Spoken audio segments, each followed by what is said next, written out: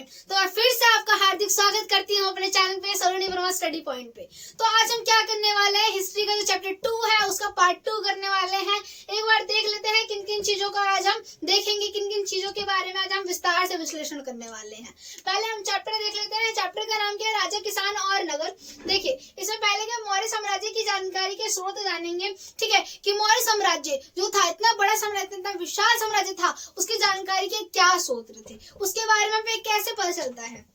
ठीक है, फिर हम जानेंगे मौर्य साम्राज्य के 5 प्रमुख राजनीतिक केंद्र। ठीक है, उनके बारे में जानेंगे हम। अशोक का स्तंभ, क्या अशोक का जो धम है, क्या धम के बारे में जानेंगे। फिर उसके बाद हम जाने मौर्य साम्राज्य का महत्व। ठीक है, यानी मौर्य साम्राज्य का क्या महत्व था उसके बारे में जानेंगे।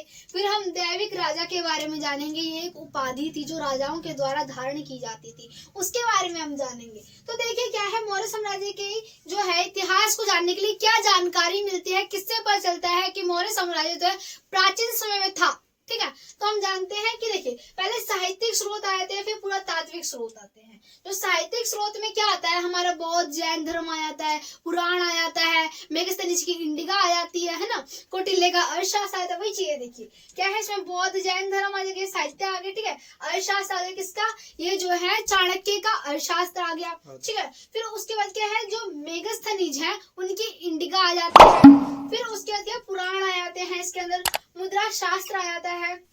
ठीक है, मुद्रा राक्षस आता है, ब्राह्मण ग्रंथ आए थे, क्या ब्राह्मण ग्रंथ आए थे इसके अंतर्गत। और हम देख लेते हैं पुरातात्विक स्रोत क्या होते हैं, वही मृदभांड वगैरह जो है वो होते पुरातात्विक स्रोत। ठीक है, ऐसे ही भवन मिल गया, क्या भवन मिल गया, स्तूप मिल गया, स्मारक मिल गई, है ना, क्या इसमें इमारतें मिल गई, गुफाएं मिल गई, मृदभांड मिल गया, अभिलेख मिल गया, अशोक के अभिलेख मिल गए, मूर्ति जो है मूर्ति कला मिल गई। यार ये जो है क्या अवशेष है, जिनके द्वारा क्या पता चल रहा है कि उस टाइम जो है प्राचीन समय में मौर्य साम्राज्य अस्तित्व में था। ठीक है, उसकी सीमाएं कहाँ तक फैली हुई थी, इन सब चीजों के बारे में विस्तार से हमें समझ आ रहा है। इन अभिलेखों की सहायता से हम समझने में सक्षम है कि उस समय मौर्य साम्राज्य अस्तित्व में था। ठीक है, तो हम जान लेते हैं मौर्य साम्राज्य जो है क्या 331 से लेकर 185 बीसी में धनानंद को जो है क्या, धनानंद को चंद्रगुप्त मौर्य ने हरा दिया। क्या चंद्रगुप्त मौर्य ने धनानंद को हरा दिया, पराजित कर दिया। उसके बाद मौर्य साम्राज्य की नींव रखी, मौर्य साम्राज्य को स्थापित किया। किसने, मौर्य साम्राज्य को। ठीक है, किसने, हमारे मौर्य शासक ने। तो देखिए मौर्य साम्राज्य के ये हमारे चंद्रगुप्त मौर्य हैं। ठीक है, उनके क्या जो गुरु थे वो चाणक्य थे। कौन, चाणक्य थे, चंद्रगुप्त मौर्य के गुरु चाणक्य थे। हम सभी जानते हैं चाणक्य जी की बातों को विस्तार से अपने जीवन में उतारने का हम कार्य भी करते हैं, प्रयास भी करते हैं, है ना। तो ये है इसके अंतर्गत। तो और बाकी हमने ये जान लिया कि मौर्य साम्राज्य की जानकारी के स्रोत जान लिए कि साहित्यिक पुरातात्विक स्रोतों के द्वारा हम जान पाते हैं कि मौर्य साम्राज्य जो है प्राचीन समय में अस्तित्व में था। और हम क्या जानेंगे, मौर्य साम्राज्य के 5 प्रमुख राजनीतिक केंद्र कौन कौन से थे वो जान लेते हैं।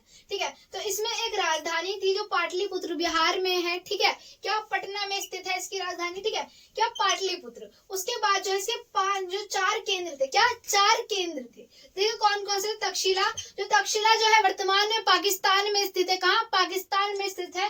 फिर जो है हमारा उज्जैनी आता है, उज्जैनी जो है मध्य प्रदेश में स्थित है। कहाँ, मध्य प्रदेश में स्थित है उज्जैनी। फिर आ जाता है हमारा तोशाली जो है उड़ीसा में स्थित है। कहाँ, उड़ीसा में स्थित है। इसी प्रकार से स्वर्णगिरी जो है कर्नाटक में स्थित है। कहाँ, कर्नाटक में स्थित है। तो ये हमने समझ लिया और हमने इन चीजों को समझ लिया। अब हम जानेंगे अशोक का धम क्या है। क्या अशोक का धम क्या है इसके बारे में जानेंगे। ठीक है, तो देखिए अशोक का धम, तो हम क्या जानेंगे, अशोक के धम को जानेंगे। क्या, अशोक के धम को। अशोक जो था एक महान शासक था, महत्वाकांक्षी शासक था, हम सभी जानते हैं। अशोक का ये कहना था कि सभी लोगों को धम्म को अपना लेना चाहिए।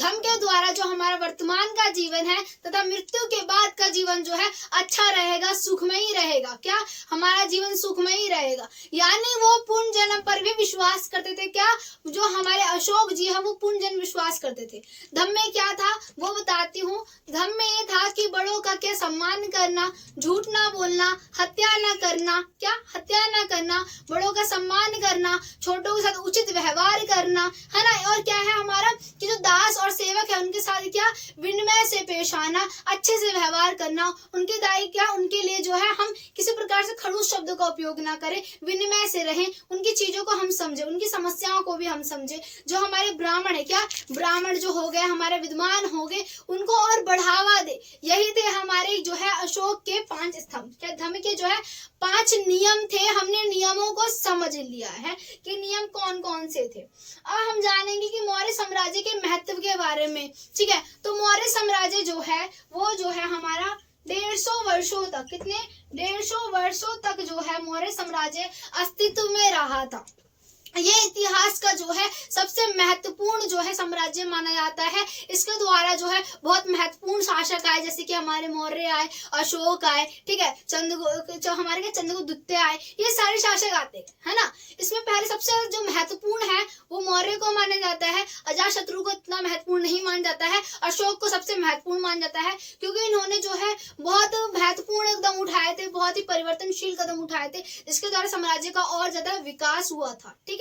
तो हमने क्या जाना कि क्यों इतना महत्वपूर्ण है। ये मौर्य शासक जो होते थे अपने नामों के आगे उपाधियों को धारण नहीं करते थे। दूसरे जो होते थे शासक वो अपने नामों के आगे जो है देवपुत्र की उपाधि, यानी वो देवता के पुत्र हैं, देवता के अवतार हैं, ठीक है, तो ये उपाधि धारण करते थे। परंतु मौर्य शासक ये उपाधि धारण करना पसंद नहीं करते थे। जो वर्तमान में स्थिति है जो वो है वही दिखाते थे कि हम इस प्रकार के हैं, आप अच्छा समझिए बुरा। वो हमेशा ही शासकों के लिए, अपनी प्रजा के लिए अच्छे कदम उठाते थे, महत्वपूर्ण कदम उठाते थे। तो हमने समझा कि किसके महत्व क्या थे।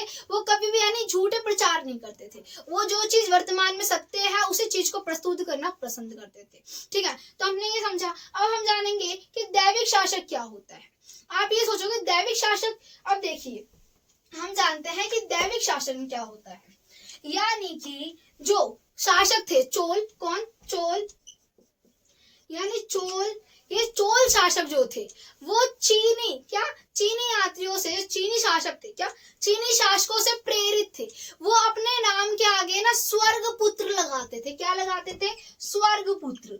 भाई वो स्वर्ग पुत्र है, ठीक है, वो स्वर्ग के द्वारा जो है उतारे गए पुत्र हैं, यानी वो बहुत महत्वाकांक्षी है, उन्हें लोग ज्यादा से ज्यादा महत्व दे अगर उन्हें स्वर्ग के अंदर जाना है तो, है ना। यानी अपने नाम क्या है कोई भी उपाधि लगा लेते थे। इसी प्रकार से जो ये शासक थे, कौन ये शासक क्या करते, इनसे प्रेरित हो गए और इन्होंने अपने नाम के आगे देव तुल्य की उपाधि लगा ली, यानी देवता का पुत्र या देवता का अवतार, ठीक है। इससे क्या है कि लोग ज्यादा से ज्यादा उन्हें क्या मत देंगे, उन्हें पसंद करेंगे लोग, है ना, लोग ज्यादा पसंद करेंगे। तो इसीलिए उन्होंने इस प्रकार के जो है इन चीजों का उपयोग किया था, देव तुल्य का, ठीक है। तो यहाँ पे हमारी ये वीडियो जो सेकंड है वो समाप्त होती है। आशा करती हूँ आपको मेरी वीडियो अच्छी लगी होगी। Do you want to more video related to study, please like subscribe Saloni Verma study point. Thank you so much.